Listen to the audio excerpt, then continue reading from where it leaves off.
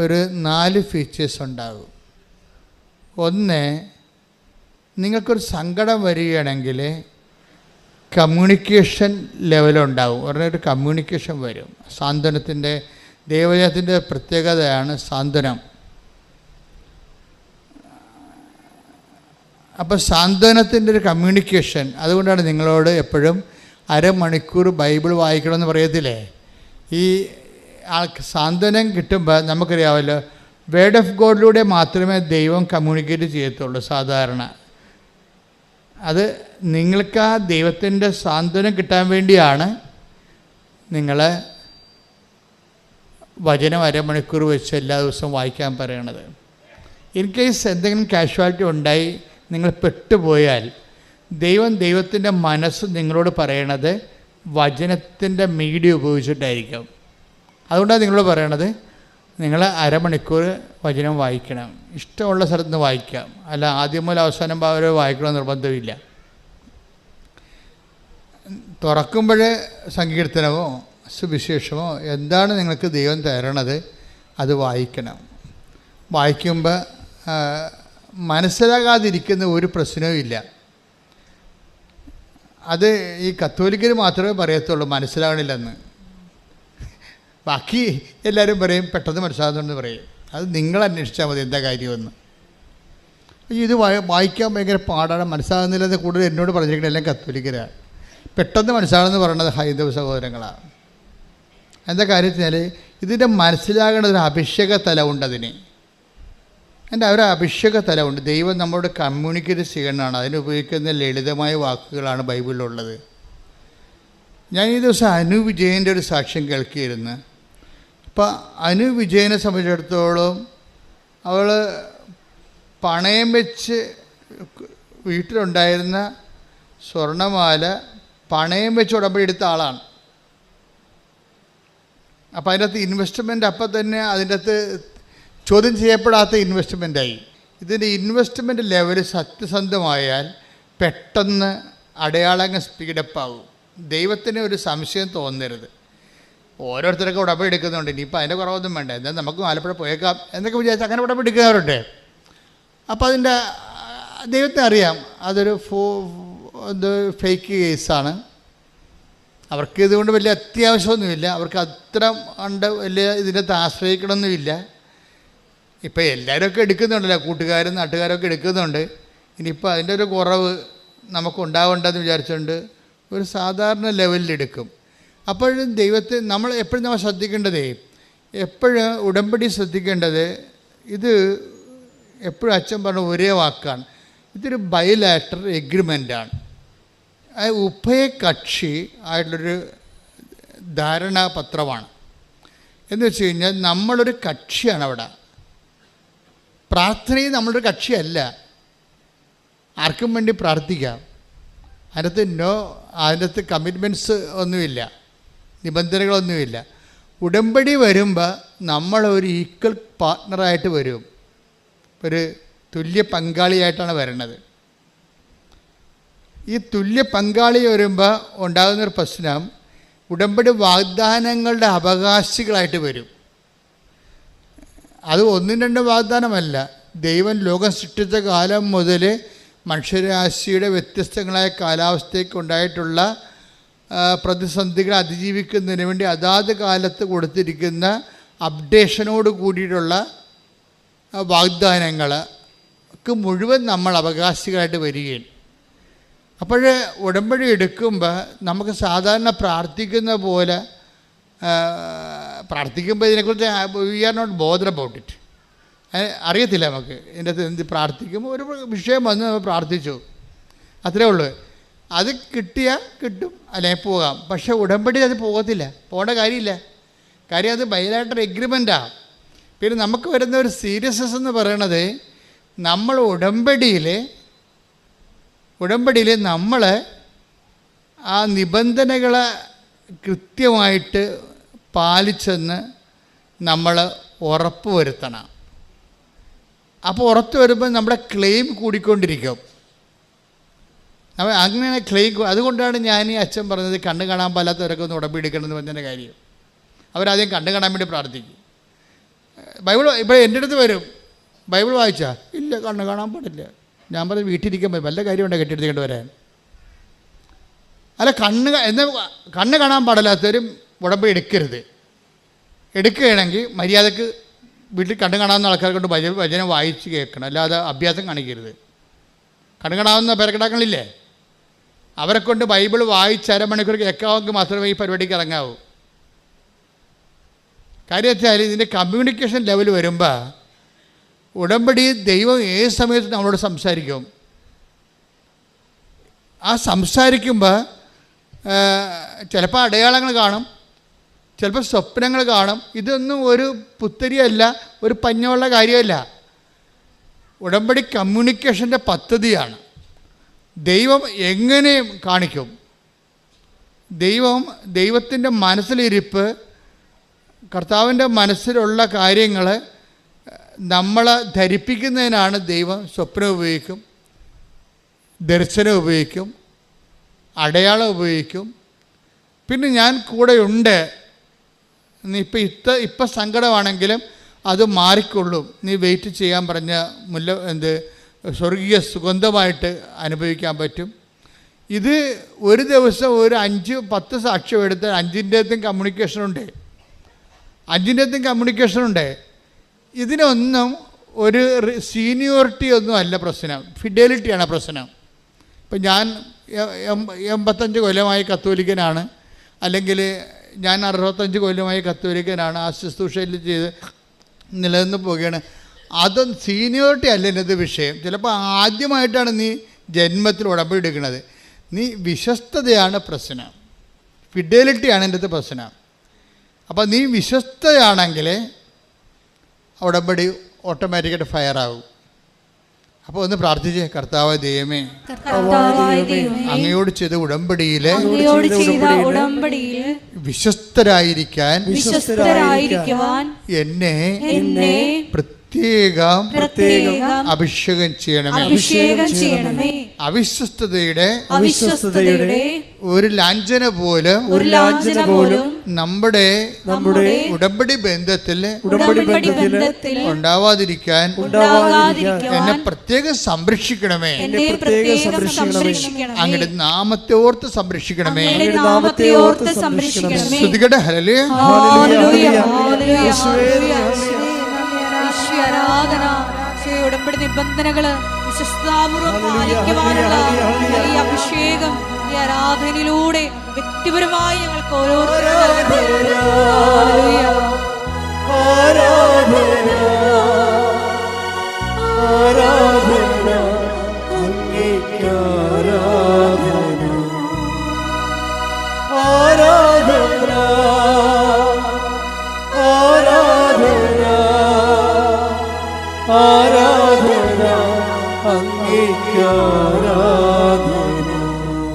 പരിശുദ്ധ പരമ ദിവ്യകാരുണ്യത്തിന് പരിശുദ്ധ പരമ ദിവ്യകാരുണ്യത്തിന്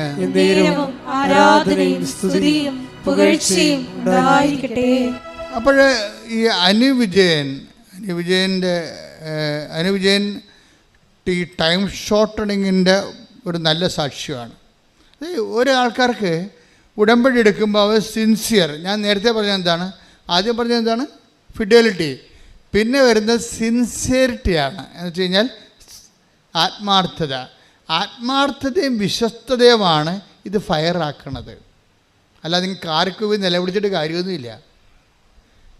ഇപ്പോൾ ചില ആൾക്കാർക്ക് വിചാരിക്കും നിലവിളിച്ച് ദൈവത്തെ പഠിപ്പിക്കാവുന്ന ഒരു കണിയും നടക്കത്തില്ല. നിങ്ങളെൻ്റെ നിലവിളി കുറേ ദൈവം കണ്ടിട്ടുള്ളതാണ്. കാര്യം കണ്ടു കഴിയുമ്പോൾ നിങ്ങൾ ദിവസം കാണിക്കണം, ദൈവം കണ്ടിട്ടുള്ളതാണ്. അപ്പോൾ ഈ കണ്ണീര് കള്ളക്കണ്ണീരാണെന്നുള്ളത് കാര്യം. ഒരിക്കൽ കണ്ണീരിട്ട് കാര്യം സാധിച്ചതിന് ശേഷം പിന്നീട് നിങ്ങൾ ദൈവത്തിനെതിരെ ജീവിക്കും. പിന്നെ കണ്ണീര് വരുമ്പോൾ ദൈവം പറയും ഇത് കള്ളക്കണ്ണീരാണ്, ഇപ്പോൾ കാര്യം കാണാൻ വേണ്ടിയുള്ള തൽക്കാലത്തേക്കുള്ള അഭ്യാസമാണെന്ന് പറയും. പറഞ്ഞ മനസ്സിലായില്ലേ? എന്നുവെച്ചാൽ ഒരിക്കൽ നിങ്ങൾ കണ്ണീരിട്ട് ദൈവത്തിലേക്കൊന്ന് കാര്യം സാധിക്കും. അപ്പോൾ നിങ്ങൾക്ക് വിചാരിക്കും കരഞ്ഞ് പ്രാർത്ഥിക്കുമ്പോൾ ആന കൂനിയെന്നൊക്കെ പറയും, ബൈബിളൊക്കെ ഉണ്ട് കരഞ്ഞ് പ്രാർത്ഥിക്കണേക്കെ. പക്ഷെ നിങ്ങൾ കരഞ്ഞ് പ്രാർത്ഥിച്ച് ആ കാര്യം കണ്ടതിന് ശേഷം പിന്നെ നിങ്ങൾ ദൈവത്തെ മറക്കും, മറന്ന പോലെ ജീവിക്കും, അല്ലെങ്കിൽ മറന്ന പോലെ പെരുമാറും. മനുഷ്യത്വം പോലും ഇല്ലാത്ത, മര്യാദയില്ലാതെ പെരുമാറും, പ്രാർത്ഥന ഇല്ലാതെ ജീവിക്കും. പിന്നെ ഒരു വിഷയം വരുമ്പോൾ നിങ്ങൾ കണ്ണീരിടും. അപ്പോൾ ദൈവം പറയുന്നത് കള്ളക്കണ്ണീരാണെന്ന് പറയും. അത് കള്ളക്കണ്ണീരെന്ന് പറഞ്ഞാൽ അങ്ങനെയാണ്. നമ്മൾ ലോകത്ത് കള്ളക്കണ്ണീരെന്ന് പറയണത് അഭിനയിപ്പിച്ച് ഗ്ലിസറിനടിച്ച് കരയണനാണ് കള്ളക്കണ്ണീരെന്ന് പറയുന്നത്. കണ്ണീര് വരുന്നില്ല എങ്കിലും ഏങ്ങി നിലവിൽ ചില ആൾക്കാരുണ്ടല്ലോ, ചില അപ്പന്മാരൊക്കെ മരിക്കുമ്പോൾ ഞാനൊരു 1600 പണമെടുത്ത് മരിപ്പെടുത്തിട്ടുണ്ട്. അപ്പോൾ ഈ ചില പെമ്മക്കളെ കെട്ടിച്ച് വിട്ടവളെ ആ ഒരു പോക്കും പോയി കളയും. പിന്നെ അപ്പനെയും നോക്കത്തില്ല, അമ്മനെയും നോക്കത്തില്ല. എന്നിട്ട് അവളൊക്കെ വല്ലപ്പോഴുമൊക്കെ അപ്പനൊക്കെ കിടപ്പായി കഴിയുമ്പോൾ ഒന്ന് ഇടയ്ക്കൊക്കെ വരും. വന്നിട്ട് എന്ത് ചെയ്യും? ചുറ്റും നടന്നുള്ള ബന്ധുക്കളെ മുഴുവൻ കാണും. ആദ്യം ആ ചെറിയ ബാഗും പിടിച്ചുകൊണ്ട്, വാനിറ്റി ബാഗും പിടിച്ചു. ഇതിലെല്ലാം അയ്യോ അമ്മയുടെ കാര്യം കഷ്ടമാണ്, എന്ത് ചെയ്യാനാണ്, ഞാൻ കൊണ്ടുപോകാമെന്ന് വിചാരിക്കും. ഇവിടെ കൊണ്ടുപോകത്തില്ലേ? ഇങ്ങനെ കുറേ കിളവൻ ഭർത്താനൊക്കെ പറയും, ഇവിടെ കൊണ്ടുപോകത്തില്ല, ചത്ത കൊണ്ടുപോകത്തില്ല, ഇവൾ കയറിയിട്ടില്ല. ഇപ്പം ചാകുമെന്ന് ഉറപ്പായപ്പോൾ ബന്ധുക്കളെല്ലാം ക്യാൻവാസ് ചെയ്യണം അവൾ. എന്താണ്? ഞാൻ വരുമ്പോൾ ഇനി അപ്പൻ്റെ അടുത്ത് പോയില്ലെങ്കിലും ബന്ധുക്കളടുത്ത് കൃത്യമായിട്ട് പോകും. അല്ലെങ്കിൽ വിളിച്ച് ബന്ധുക്കളോടൊക്കെ പറയും, ഓരോ കാര്യങ്ങൾ പറയും. അപ്പോഴങ്ങനെ വരുമ്പോൾ ബന്ധുക്കൾ ഓർക്കും ഇവരാണ് ഈ അപ്പനെ നോക്കണമെന്ന്, ഇവളാണ് ഈ അപ്പനെ നോക്കണമെന്ന് നോക്കും. എന്നിട്ട് മരിച്ചു കഴിയുമ്പോൾ ഒരു ഭയങ്കര കരച്ചിലുണ്ട്. കറുത്ത ഉടുപ്പൊക്കെ മേടിച്ച് വെച്ചിരിക്കണം അപ്പം മരിക്കാൻ വേണ്ടി, ആ സമയത്ത് ഇടാൻ വേണ്ടി. എന്നിട്ടൊരു വല്ലാത്ത കരച്ചിലുണ്ട്. അപ്പോൾ എനിക്കറിയാം, ഞാൻ ഇടവക വികാരി കാരണം ഇനി അപ്പനെ നോക്കി ആരാണ്, അമ്മ നോക്കി ആരാണെന്നറിയാം. അപ്പോഴേ അവിടുത്തെ ആ മരുമകളായിരിക്കും അപ്പനെ നോക്കിയിരിക്കണം അവസാന കാലങ്ങളിൽ. അവളല്ല ഞാനാണ് നോക്കിയതെന്ന് പെണമെടുക്കാമെന്ന് ആൾക്കാർ ധരിപ്പിക്കാൻ വേണ്ടിയാണ് ഇവൾ കിടന്ന് മോങ്ങണം ഇപ്പോൾ ഈ അഭ്യാസം കാണിക്കണത്. അമ്മയാണ് മരിച്ച് കിടക്കണമെന്നുണ്ടെങ്കിൽ ആ കമന്നടിച്ച് അമ്മയുടെ പിണത്തിനടുത്ത് വീണച്ച് കമ്മലടിച്ചിട്ട് പോകും. എന്തെല്ലാം അഭ്യാസങ്ങളാണ്! എല്ലാ പെമ്മക്കളും ഇങ്ങനെ പറയുകയല്ല. ഇതിനാണ് കള്ളക്കണ്ണീരെന്ന് പറയണത്. പക്ഷേ ബൈബിളിൽ കള്ളക്കണ്ണീരെന്ന് പറഞ്ഞാൽ അതല്ല. ബൈബിളിൽ കള്ളക്കണ്ണീരെന്ന് പറയണത് എന്താണ്? അതായത് നമ്മളൊരിക്കൽ കരഞ്ഞ് ദൈവത്തിനടുക്കെന്ന് കാല് പിടിച്ച് കാര്യം കണ്ട്, എന്നിട്ട് നമ്മൾ തോന്നിയ മാസം ജീവിച്ച്, ദൈവം ഇല്ലാത്ത പോലെ ജീവിച്ച്, പിന്നെ ഒരു ദിവസം ഒരു വിഷയം വരുമ്പോൾ പിന്നെ നമ്മൾ പഴയ ആ നമ്പർ എടുക്കും. അതിനാണ് കള്ളക്കണ്ണീരെന്ന് പറയുന്നത്. കാര്യം അപ്പോൾ ദൈവം പറയും, ദൈവം എപ്പോഴും ഇവിടെ നിങ്ങളെ എനിക്കറിയാമെന്ന് പറയും. ശ്രുതിക്കട്ടെ, ഹല്ലേലൂയ ഹല്ലേലൂയ ഹല്ലേലൂയ ഹല്ലേലൂയ യേശുവേ സ്തുതി, ഹല്ലേലൂയ ഹല്ലേലൂയ ഹല്ലേലൂയ. യോഹന്നാൻ 5:42. യോഹന്നാൻ 5:42. എനിക്ക് നിങ്ങളെ അറിയാം, നിങ്ങളിൽ ദൈവസ്നേഹമില്ല. എനിക്ക് നിങ്ങളെ അറിയാം, പറഞ്ഞേ. എനിക്ക് നിങ്ങളെ അറിയാം, നിങ്ങൾ ദൈവസ്നേഹമില്ല. നിങ്ങളിൽ ദൈവസ്നേഹമില്ല. ഇത് ഭയങ്കര ക്യാപിറ്റൽ വേർഡാണ്. വളരെ ശ്രദ്ധിച്ച് കൈകാര്യം ചെയ്യുക. ഉടമ്പടിക്കാർ വളരെ ശ്രദ്ധിക്കേണ്ട വചനമാണിത്. എന്താണ്?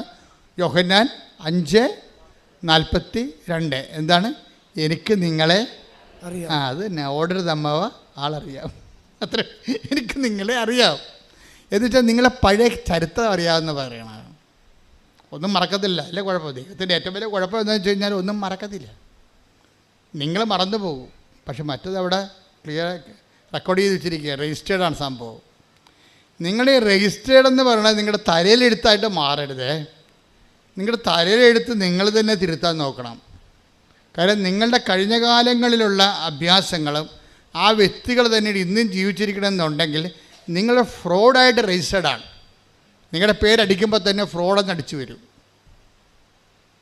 കള്ളത്തരമാണ് കയ്യിരിക്കണമെന്ന് വരും. അതുകൊണ്ടാണ് സത്യസന്ധത, ആത്മാർത്ഥത ഉടമ്പടിയിലെ പ്രധാനപ്പെട്ട വിഷയമായി മാറണത്. സത്യസന്ധത. നിങ്ങൾ ഉടമ്പടി എടുക്കുമ്പോൾ തന്നെ നിങ്ങളെ സത്യത്തിലേക്കാണ് ദൈവം വിളിക്കണത്. പിന്നെന്താണ്? ആത്മാർത്ഥതയിലേക്കാണ് വിളിക്കണത്. അതിന് ദൈവം പുതിയ മനുഷ്യൻ എന്ന് പറയും. പുതിയ മനുഷ്യൻ ബൈബിൾ ഉപയോഗിക്കുന്ന ഏറ്റവും വലിയൊരു സംജ്ഞയാണ് പുതിയ മനുഷ്യൻ. നിങ്ങൾ പറഞ്ഞില്ലേ ഈ വീട് ഇരുട്ടുകുത്തി കിടക്കുകയാണ്, ഇതിൽ കയറുമ്പോൾ തന്നെ നെഗറ്റീവ് പവറാണെന്നൊക്കെ പറഞ്ഞ് നിങ്ങൾ ചുമ്മാ കള്ളത്തിലൊക്കെ പറയത്തില്ലേ. കുറേ ആൾക്കാരിങ്ങനെ അടിച്ച് തലക്കയറ്റിട്ടിരിക്കണേ, അവിടെ നെഗറ്റീവ് പവറാണ്. ഒരു മണ്ണാങ്കട്ടയില്ല. മര്യാദക്ക് നിങ്ങൾ സത്യസന്ധരായി കഴിഞ്ഞാൽ, ദൈവദൃഷ്ടി ആത്മാർത്ഥമായി കഴിഞ്ഞാൽ വെളിച്ചം എങ്ങനെ വരുമെന്നറിയാം. ഇപ്പം അനുവിജയം തന്നെ എന്താ പറയണത്? എൻ്റെ വീട്ടിൽ ഇരുട്ടായിരുന്നു, ഇപ്പോഴും കർത്താവിൻ്റെ വെളിച്ചം വീശെന്നാണ് പറഞ്ഞത്. കൈയടിച്ച് കർത്താവ് ഹല്ലേലൂയ ഹല്ലേലൂയ ഹല്ലേലൂയ. ആരാധന ഹല്ലേലൂയ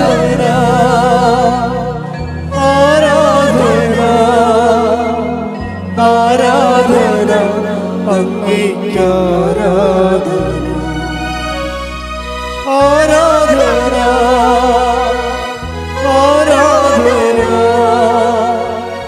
ആരാധന അങ്ങേക്ക് ആരാധന. പരിശുദ്ധ പരമ ദിവ്യകാരുണ്യത്തിന് എന്നേരവും ആരാധനയും സ്തുതിയും പുകഴ്ചയും ഉണ്ടായിരിക്കട്ടെ. വായിച്ചോളൂ. വെളിപാട് 21:1. ഒരു പുതിയ ആകാശവും പുതിയ ഭൂമിയും ഞാൻ കണ്ടു. ആദ്യത്തെ ആകാശവും ആദ്യത്തെ ഭൂമിയും കടന്നുപോയി, കടലും അപ്രത്യക്ഷമായി. കടലും അപ്രത്യക്ഷമായെന്ന് പറയുമ്പോഴേ ബൈബിളിൽ എപ്പോഴും ഈ കടല് സങ്കടങ്ങളുടെ ഒരു പ്രതീകമാണ്.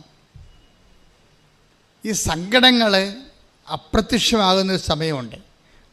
ഒരു വ്യക്തി ദൈവസ്നേഹം നിറഞ്ഞ് ആ ദൈവസ്നേഹത്തിൽ ആന്തരിക അഭിഷേകം കിട്ടിക്കഴിഞ്ഞാൽ നിലവിലുള്ള സങ്കടമായിട്ട് അനുഭവിക്കാത്തൊരവസ്ഥ വരും. ഇതിനാണ് പുതിയ ആകാശം എന്നൊക്കെ പറയണത്. നമ്മുടെ മുമ്പിലുള്ള അപ്പൻ രോഗിയായിട്ടായിരിക്കാം, ചിലപ്പോൾ രോഗം മാറി കാണത്തിലിരിക്കും, പക്ഷെ നമ്മൾ മാറി ആ രോഗത്തെ കാണാനുള്ള നിരാശ, സങ്കടം, അതുപോലെ തന്നെ ഡിപ്രഷൻ, ഇങ്ങനെ കുറേ സാധനങ്ങൾ മാറി പുതിയ ആകാശത്തിലേക്ക് വരികയാണ്. നമ്മൾ പ്രാർത്ഥിക്കുക. കർത്താവായ ദൈവമേ, കർത്താവായ ദൈവമേ, അങ്ങയോടുള്ള സ്നേഹത്താൽ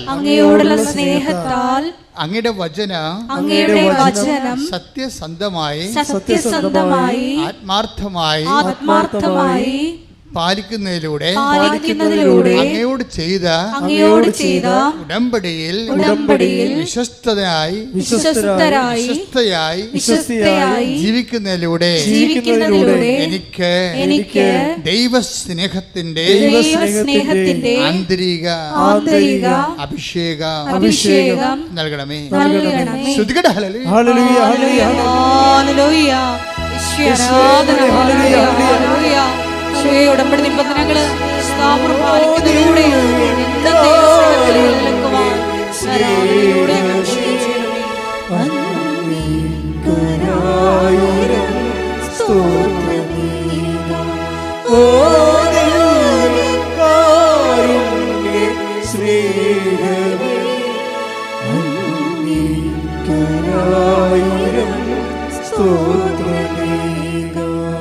പരിശുദ്ധ പരമ ദിവ്യകാരുണ്യത്തിന് ആരാധനയും സ്തുതിയും പുകഴ്ചയും ഉണ്ടായിരിക്കട്ടെ. നമുക്ക് അതായത് നിങ്ങൾ ഉടമ്പടിയുടെ ആന്തരിക അഭിഷേകം പ്രാപിച്ചിട്ടുണ്ടോ ഇല്ലയോ എന്നറിയണമെങ്കിൽ നഷ്ടപ്പെടുമ്പോൾ ഒരു പത്രം നിങ്ങൾ കൊടുക്കുകയാണ്. അപ്പോൾ മഴയാണ്, ഓട്ടോറിക്ഷക്കാരുടെ അടുത്താണ് പോയി പത്രം കൊടുക്കണമെന്ന് വിചാരിച്ചോ? അല്ലെങ്കിൽ വീട്ടിൽ നിന്ന് പത്രം കൊണ്ട് ഇറങ്ങിയപ്പോൾ അപ്പൻ നിങ്ങൾക്കെതിരാണ്. അപ്പൻ എവിടെയെങ്കിലും പോട്ടെ, എന്നിട്ട് ഞാൻ പത്രം കൊണ്ട് ഇറങ്ങാം. അല്ലെങ്കിൽ അപ്പൻ ചുമ്മാ വേണമെങ്കിൽ എൻ്റെ തന്തയ്ക്ക് വിളിക്കും. പുള്ളിയെ തന്നെയാണ് വിളിക്കണമെങ്കിലും വെറുതെ എന്തിനാ തന്തയ്ക്ക് വിളിയാക്കണം? അപ്പനെ തന്നെയാണ് വിളിക്കണത് അപ്പൻ. പക്ഷേ എന്തിനാണ് രാവിലെ പുള്ളിക്ക് പണിയുണ്ടാക്കണത്? പുള്ളി പോട്ടെ പോയിട്ട് പത്രം കൊണ്ട് ഇറങ്ങാമെന്ന് വിചാരിക്കും. അപ്പോൾ പോകുമ്പോഴും നിങ്ങളുടെ ഉള്ളിൽ ഉൾക്കണ്ട, നിങ്ങളുടെ വികാരം എന്താണ്? ഉൾക്കണ്ട, സങ്കടം അല്ലെങ്കിൽ കാണുക, ഒരു പറയുക, ഇത് എങ്ങനെയെങ്കിലും ഒന്ന് കൊടുത്ത് തീർത്താൽ മതിയായിരുന്നു ഈ സാധനത്തിന്. അപ്പോൾ നിങ്ങൾ കവനൻ്റിലായിട്ടില്ല. കവനൻ്റിലാകണമെങ്കിൽ സന്തോഷം ഫീൽ ചെയ്യും. നഷ്ടപ്പെടുന്ന എല്ലാത്തിനും രോഗികളെ കാണാൻ പോകുമ്പോൾ ഭയങ്കര ഭയങ്കര പ്രസരിപ്പായിരിക്കും. നിങ്ങൾ കവനൻ്റിലാണോ ഇല്ലേ എന്നുള്ള ഇൻഡിക്കേറ്ററാണ് ഞാൻ സംസാരിക്കുന്നത്. ഇപ്പോൾ ഇൻഡിക്കേറ്റർ ഓഫ് കവനൻസ്, അതായത് കവനൻ്റിലാണോ ഇല്ലയോ എന്നുള്ള സൂചന. അതിൽ ഒരു സാധനം ആന്തരിക സന്തോഷമാണ്. രോഗികളെ കാണാൻ പോകുന്നു, അല്ലെങ്കിൽ രോഗികളുടെ അനാഥാലയത്തിൽ പോയി നഖം വെട്ടി കൊടുക്കുന്നു, ഉടുപ്പലക്കി കൊടുക്കുന്നു. അപ്പോൾ നമുക്ക് ത്രില്ലടിക്കും, നമുക്ക് ഉള്ളിൽ ഭയങ്കര സന്തോഷം തോന്നും നമുക്ക്. അപ്പോൾ ആന്തരിക സന്തോഷം. അപ്പോൾ ദാറ്റ് മീൻസ് നിങ്ങൾക്ക് ആത്മാവിൻ്റെ കൃപ കിട്ടി, നിങ്ങൾ കർത്താവിൻ്റെ ലൈനിൽ ഉടമ്പടിയിലാണ്. അതറിയണമെങ്കിൽ സുവിശേഷം 13:44 എടുത്ത് ശ്രുതികട ഹല്ലേലൂയമായ സന്തോഷം പാടുമ്പോഴും ഉണ്ടാകണം. നിങ്ങൾക്ക് ഫീൽ ചെയ്യണം ദൈവത്തെ ആരാധിക്കുകയാണെന്ന് നിൻ്റെ മനസ്സിൻ്റെ ഉള്ളിൽ നിന്നുകൊണ്ട് നിങ്ങൾക്ക് ആന്തരികമായ ഒരു സന്തോഷം ഉണ്ടാകട്ടെ. ഇത് ഇവിടെ 13:44. സ്വർഗരാജ്യം വയലിൽ ഒളിച്ചു വച്ചിരിക്കുന്ന നിധിക്ക് തുല്യം. അത് കണ്ടെത്തുന്നവൻ അത് മറച്ചു വയ്ക്കുകയും സന്തോഷത്തോടെ പോയി തനിക്കുള്ളതെല്ലാം വിറ്റ് ആ വയൽ വാങ്ങുകയും ചെയ്യുന്നു. ഇത് ഒരു പ്രധാനപ്പെട്ട വചനമാണ്. ഉടമ്പടിയുമായി ബന്ധപ്പെട്ട് കണക്റ്റഡാണ് അത്. എന്നുവെച്ചാൽ ഇത് മത്തായിയുടെ സുവിശേഷമാണ് 13:44. അല്ല, ദൈവരാജ്യം നിങ്ങൾക്കറിയാമല്ലോ. ഈ ഉടമ്പടിയുടെ ആത്യന്തിക ലക്ഷ്യം എന്താണ്? ദൈവരാജ്യമാണ്. ദൈവരാജ്യം എന്ന് പറഞ്ഞാൽ എന്താണ്? ദൈവഭരണം, റെയിൻ ഓഫ് ഗോഡ്. നമ്മുടെ ജീവിതത്തിൻ്റെ എല്ലാ മണ്ഡലങ്ങളിലും ദൈവഭരണം ഉറപ്പ് വരുത്തിയാൽ ഉടമ്പടി എണ്ണയിട്ട യന്ത്രം പോലെ ഓട്ടോമാറ്റിക്കായിട്ട് വർക്കൗട്ട് ചെയ്യും. ഉടമ്പടി ഉറപ്പ് വരുത്തിയിട്ട് ദൈവരാജ്യത്തേക്കാൾ പോണതിനേക്കാൾ നല്ലത് ദൈവരാജ്യം ഉറപ്പ് വരുത്തിയിട്ട് ഉടമ്പടി ഓട്ടോമാറ്റിക്കായിട്ട് വർക്ക് ചെയ്യാനാണ്. അപ്പോൾ ദൈവരാജ്യം എന്താണ്? ഒരു വിഷയം. ഇപ്പം ഇന്നലെ ഒരു കേസ് ഞാനെടുത്ത്, അപ്പോൾ അദ്ദേഹത്തിൻ്റെ വൈഫ് വഴക്കിട്ട് പോയിരിക്കുകയാണ്.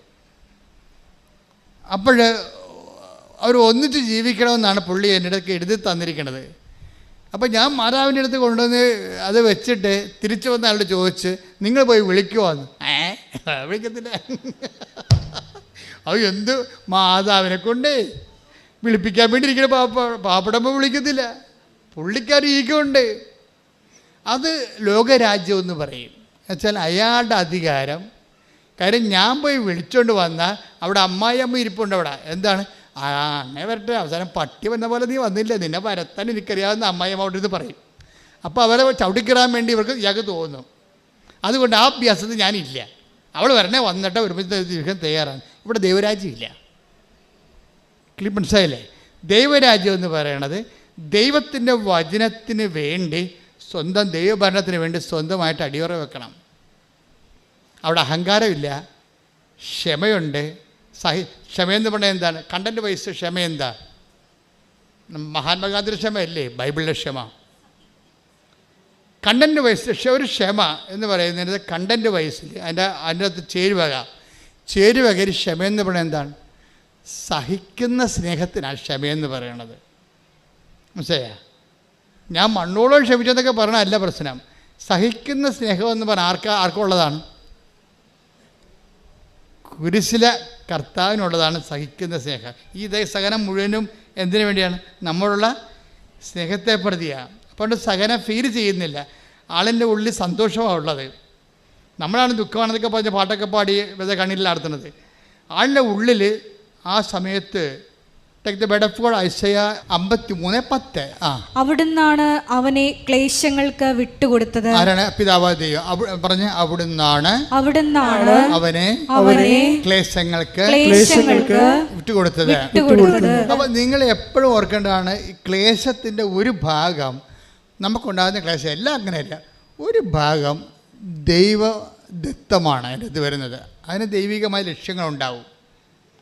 നമ്മളൊന്ന് മാറ്റി മറിച്ച് ദൈവ പൈതലായി എടുക്കാൻ വേണ്ടിയുള്ള ഒരു മോൾഡിങ്ങിൻ്റെ ഭാഗമായിട്ട് ചില സമയത്ത് ചില ഗിവൺ ആയിട്ടുള്ള ചില നമുക്ക് നൽകിയിട്ടുള്ള ചില തനത് ക്ലേശങ്ങളുണ്ടാകും. പറഞ്ഞോളൂ. പാപപരിഹാര ബലിയായി പാപപരിഹാര ബലിയായി തന്നെ അർപ്പിക്കുമ്പോൾ അവൻ തന്റെ സന്തതി പരമ്പരയെ, അതായത് നമ്മളെയൊക്കെ ഓർത്തിട്ട് അവൻ്റെ സന്തതി പരമ്പരയാണ് ഈ കാലഘട്ടം 2000 കൊല്ലമായിട്ട് അവൻ്റെ രക്തത്തിൽ ജനിച്ചിട്ടുള്ള അവന് നാഥനും രക്ഷകനും ഏറ്റു പറഞ്ഞിട്ട് നിത്യതയ്ക്ക് വേണ്ടി അവൻ നേടിയെടുത്ത നിത്യതയ്ക്ക് അവകാശം ലഭിച്ച ദൈവ പൈതലേ, അതാണ് സന്തതി പരമ്പരയെ കാണുകയും ദീർഘായുസ് പ്രാപിക്കുകയും ചെയ്യും. അപ്പം അവൻ പ്രത്യാശ അർപ്പിക്കുകയും അവൻ്റെ വേദനയിൽ അവൻ ദീർഘായുസ് പ്രാപിക്കുകയും ചെയ്യണം.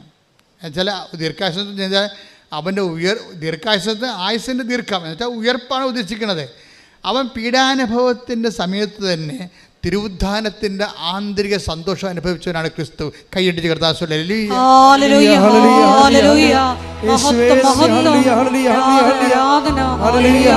പരിശുദ്ധ പരമദിവ്യകാരുണ്യത്തിന് ആരാധനയും സ്തുതിയും പുകഴ്ചയും ഉണ്ടായിരിക്കട്ടെ. അപ്പോൾ എൻ്റെ മക്കൾ എപ്പോഴും ശ്രദ്ധിക്കേണ്ട ഇതാണ്, ഈ ഐസയ 53:10 മറന്നു പോകരുത്.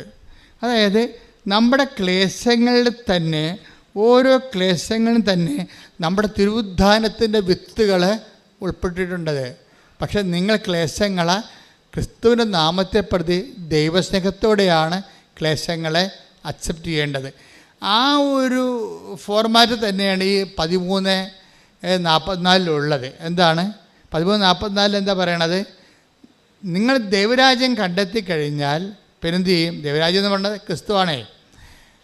അതായത് നമ്മുടെ ജീവിതം ഇപ്പം തന്നെ ഈ മനുഷ്യൻ കർത്താവിൻ്റെ നാമത്തെ പ്രതി ഞാൻ പോയി ജീവിത പങ്കായി വിളിച്ചുകൊണ്ട് വരും.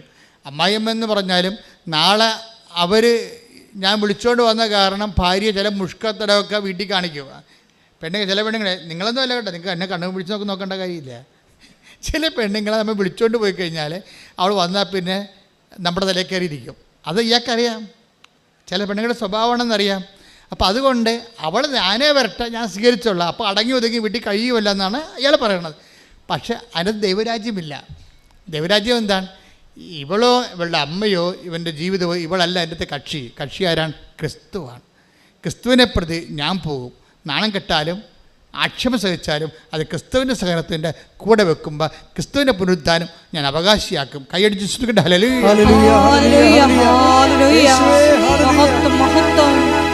പരിശുദ്ധ പരമദിവ്യകാരുണ്യത്തിന് ആരാധനയും സ്തുതിയും പുകഴ്ചയും ഉണ്ടായിരിക്കട്ടെ. ഇപ്പം നമ്മൾ ഉടമ്പടിയിലായോ എന്നറിയാനുള്ള ഇൻഡിക്കേറ്ററാണ്. ഇപ്പോൾ കറണ്ട് ഉണ്ടോ ഇല്ലേ എന്നറിയാൻ വേണ്ടി ഒരു ഇൻഡിക്കേറ്റർ ലാമ്പ് ഉണ്ടാവും അല്ലേ?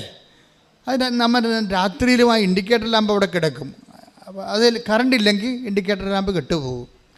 നമ്മൾ ഉടമ്പടിയിലാണോ എന്നറിയാനുള്ള ഒരു ഇൻഡിക്കേറ്ററാണ് ഈ ആന്തരിക സന്തോഷം. മനസ്സിലായില്ലേ? രോഗികളെ കാണാൻ പോകുമ്പോഴും നമുക്കുള്ളിൽ സന്തോഷം ഉണ്ടാകും. അപ്പോൾ നിങ്ങൾ ഓർക്കുക, നിങ്ങൾക്ക് സന്തോഷം ഉണ്ടെങ്കിൽ ഓർക്കുക, ഈ 13:44 വർക്കൗട്ട് ചെയ്യുന്നുണ്ടെന്ന് നോക്കണം. അത് ഇൻഡിക്കേറ്ററാണ്.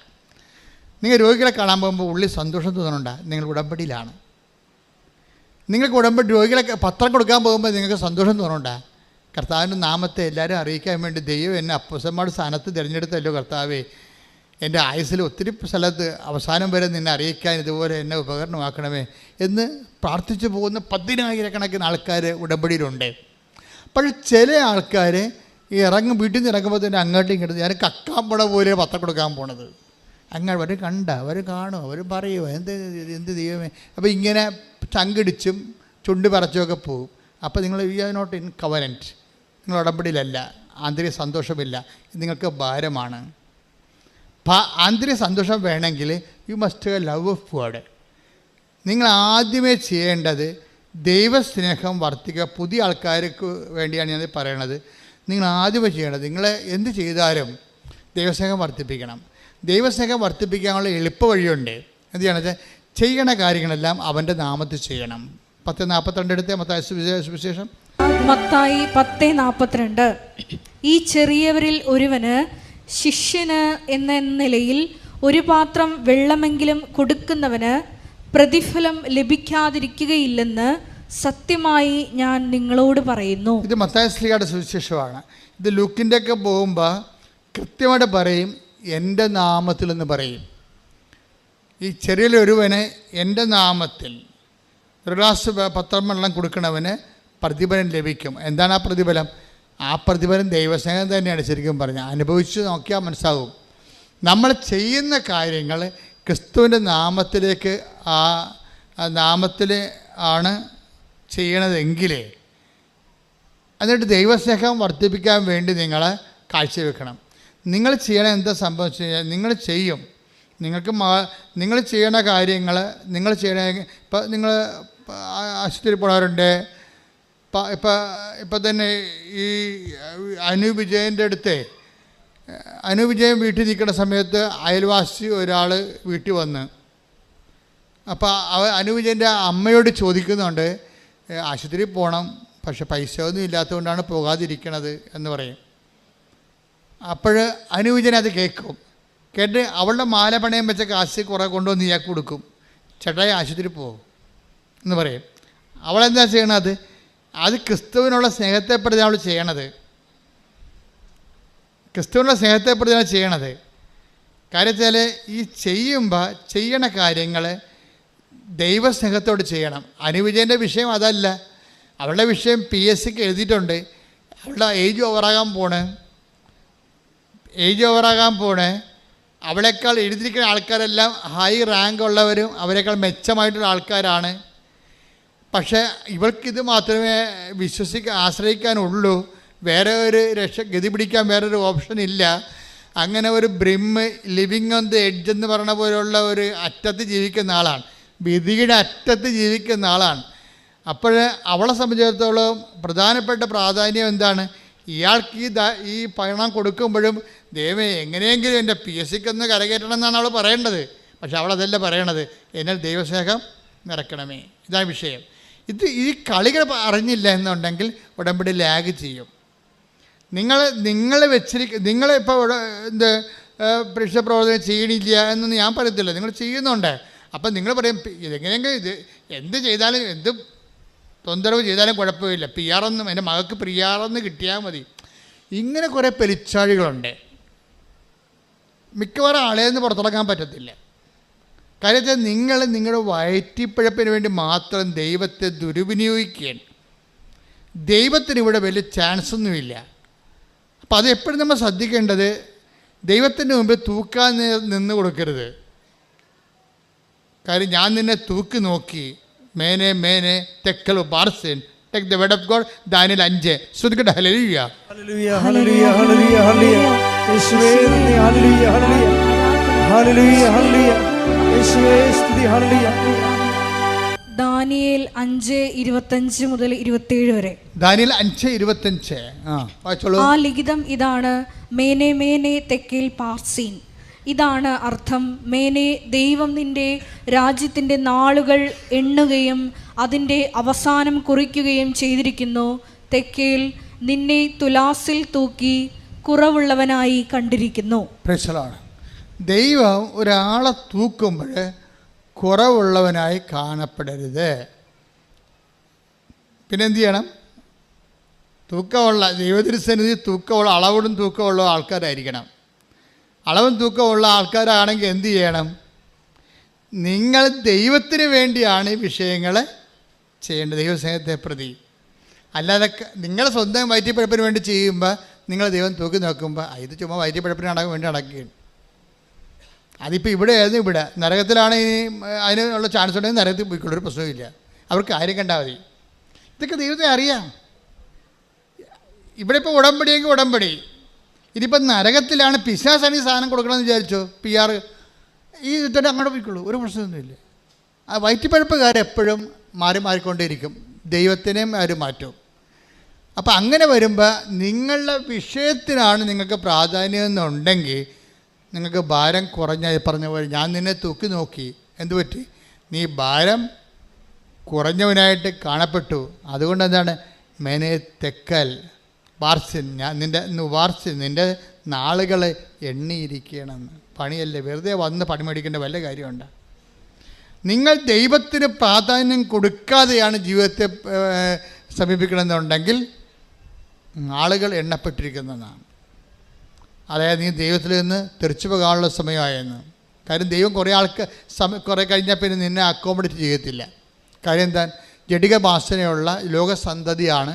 ഇതിനെയും ചുവന്നുണ്ടെന്നിട്ട് ഒരു കഥയും ഇല്ലെന്ന് വിചാരിച്ചുകൊണ്ട് നിൻ്റെ നാളുകൾ എണ്ണപ്പെട്ടിരിക്കുന്നു ദൈവത്തിൽ നിന്ന് പോകാനുള്ള. അപ്പോൾ എപ്പോഴും നമ്മൾ ദൈവത്തിൻ്റെ സന്നിധിയിൽ നിൽക്കുമ്പോൾ വളരെ ആധ്യാത്മികമായ ബുദ്ധി ഉപയോഗിക്കണം. എന്താണ്? ദൈവത്തിൻ്റെ ആ ഒരു ദൈവമേഖലയിൽ നിന്ന് മാറാതിരിക്കാൻ വേണ്ടി ദൈവത്തിന് പ്രാധാന്യം കൊടുത്തുകൊണ്ട് വേണം പ്രാർത്ഥനയുടെ എല്ലാ കാര്യങ്ങളും. കാരണം നിങ്ങളെ മക്കൾ, എൻ്റെ മക്കളുടെ വിസ, എൻ്റെ മക്കളുടെ PR, എൻ്റെ സ്ഥലം വിൽക്കണം, എൻ്റെ ജപ്തി മാറണം, ആ വിഷയം സെക്കൻഡറിയാക്കി കൊണ്ടുവരണം. ഫസ്റ്റ് വിഷയം എന്താണ്?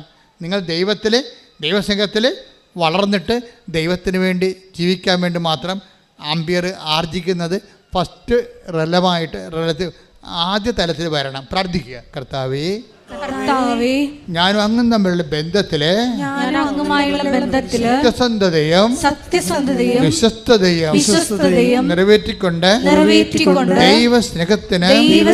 ദൈവത്തിനും പ്രാധാന്യം കൊടുത്തുകൊണ്ട് കർത്താവേ ആധ്യാത്മിക നിലവാരത്തെ അങ്ങ് ഉയർത്തണമേ. ശ്രുതികടെ ഹല്ലേലൂയ ഹല്ലേലൂയ ഹല്ലേലൂയ യേശുവേ ഹല്ലേലൂയ ഹല്ലേലൂയ. ആരാധന ആരാധന ആരാധന ആരാധന ആരാധന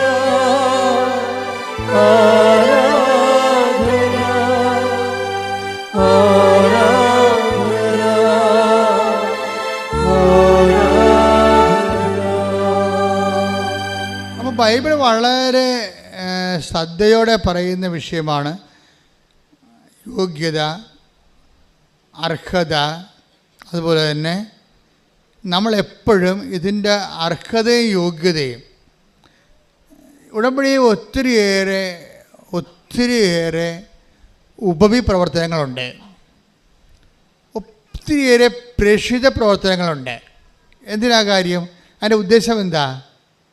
നിങ്ങൾ ചില ആൾക്കാർ ഈ പ്രത്യേകിച്ച് 50 വയസ്സിന് മുകളിലുള്ള ആൾക്കാർ ഇതിപ്പോൾ അവരുടെ ഒന്നും ചെയ്യത്തില്ല. അവരെന്ത് ചെയ്യും?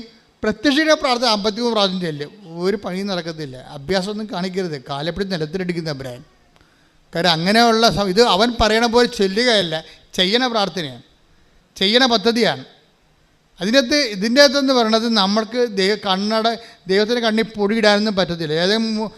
നിങ്ങൾക്ക് 53 പ്രാവശ്യം പ്രത്യക്ഷ പ്രാർത്ഥനയില്ലെങ്കിൽ ഏതായാലും മൂലക്കുത്തി ഇരുന്നാൽ പോരെ, ചുമ്മാ ചെല്ലി കൂട്ടാൽ മതി. പണി കൊണ്ടാ വീട്ടിലെ പണി പോലും ചെയ്യേണ്ട ആവശ്യമില്ല. വീട്ടിലെ പണി പോലും ഞാൻ ഇവിടെ പ്രാർത്ഥിക്കണമെന്ന് പറയും, അത്രേ ഉള്ളൂ. അപ്പോൾ ജീവിതത്തിൽ നിന്നും വീട്ടിൽ നിന്നും ഉത്തരവാദിത്തത്തിൽ നിന്ന് ഒളിച്ചോടാൻ വേണ്ടി ചില ആൾക്കാർ പ്രാർത്ഥനയുടെ പുതപ്പിൻ്റെ അകത്ത് കയറിയിരിക്കും. ഈ അഭ്യാസമൊന്നും ദൈവത്തിൻ്റെ അടുത്ത് ഈ ഉടമ്പടി നടക്കത്തില്ല. നിങ്ങൾ പ്രാർത്ഥനയുടെ എണ്ണം കൂട്ടി കാര്യമൊന്നുമില്ല. മര്യാദയ്ക്ക് അവിടെ എന്താ പറഞ്ഞിരിക്കണം നോക്കണം. അവൻ പറയണ പോലെ ചെയ്യുക. അത് ദൈവസ്നേഹത്തോടെ ചെയ്യണം. അല്ല ആക്കാനും വേണ്ടി ഒക്കെ അയക്കണ പോലെ ഒപ്പിക്കരുത്. ദൈവസ്നേഹത്തോടെ അവൻ പറയണ പോലെ ചെയ്യണം. ഇങ്ങനെ ചെയ്തു വരുമ്പോൾ എന്താ സംഭവം? എന്തിനാണ് ഇതൊക്കെ വെച്ചിരിക്കണമെന്ന് ചോദിച്ചു കഴിഞ്ഞാൽ, ദൈവത്തിൻ്റെ തിരുസന്നിധിയിൽ ഇപ്പോൾ ഉടമ്പടിയിലാണോ നിങ്ങൾ, അതിന് ഇൻഡിക്കേറ്ററുണ്ട്. അത് ഒരു ഇൻഡിക്കേറ്റർ ആന്തരിക സന്തോഷമാണ്. എല്ലാം ചെയ്യുമ്പോൾ ഒരു സന്തോഷം ഉള്ളിലുണ്ടെങ്കിൽ നിങ്ങൾ ഉടമ്പടിയിലാണ്. അതുപോലെ തന്നെ ഈ വിഷയങ്ങളൊക്കെ ഉടമ്പടിയുടെ എപ്പോഴും നിങ്ങളുടേതായിട്ടുള്ള സ്വതസിദ്ധമായ മെറിറ്റ് കീപ്പ് ചെയ്യണം.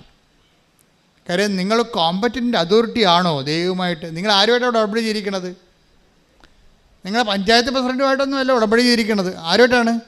നിങ്ങൾ ആ ഇക്വാലൻ്റ് പാർട്ട്ണർ അല്ല. ബേസിക്കായിട്ട് നിങ്ങളും ദൈവവും തമ്മിൽ ഉടമ്പടി ചെയ്യാൻ ഇക്വാലൻ്റ് പാർട്ട്ണർ ഒരു തുല്യ പങ്കാളിയല്ല. ആണോ? ദൈവം നമുക്ക് ഉടമ്പടി ചെയ്യാൻ തുല്യ പങ്കാളിയല്ല. പിന്നെ തുല്യ പങ്കാളി അല്ലാത്ത ഒരാളുമായിട്ട് ഗതികെട്ടൊരു മനുഷ്യൻ ഉടമ്പടി ചെയ്യുമ്പോൾ നമ്മളെന്താ ചെയ്യേണ്ടത്? നമ്മൾ ദൈവത്തിൻ്റെ തുല്യ പങ്കാളിയാകാൻ വേണ്ടിയുള്ള പ്രൊവിഷൻസ് ഉണ്ട് ബൈബിളിൽ. അത് നമ്മൾ ഉപയോഗിക്കണം. അതിനാണ് ഞങ്ങൾ പ്രേക്ഷിത പ്രവർത്തനം തന്നിരിക്കണം നിങ്ങൾക്ക്. ബൈബിൾ അംഗീകരിച്ചിട്ടുള്ളതല്ലേ ചെയ്യാൻ പറ്റത്തുള്ളൂ. അല്ല അച്ഛൻ്റെ തലക്കാരുടെ സാധനം ചെയ്യാൻ പറ്റത്തില്ല. ബൈബിൾ ഒരു ഉടമ്പടിയുടെ തുല്യ പങ്കാളിയാകാൻ ബൈബിൾ നിശ്ചയിച്ചിട്ടുള്ള അർഹതാ പ്രവർത്തനങ്ങളുണ്ട്. ആ അർഹതാ പ്രവർത്തനങ്ങളിൽ ഒന്നെന്താണ്?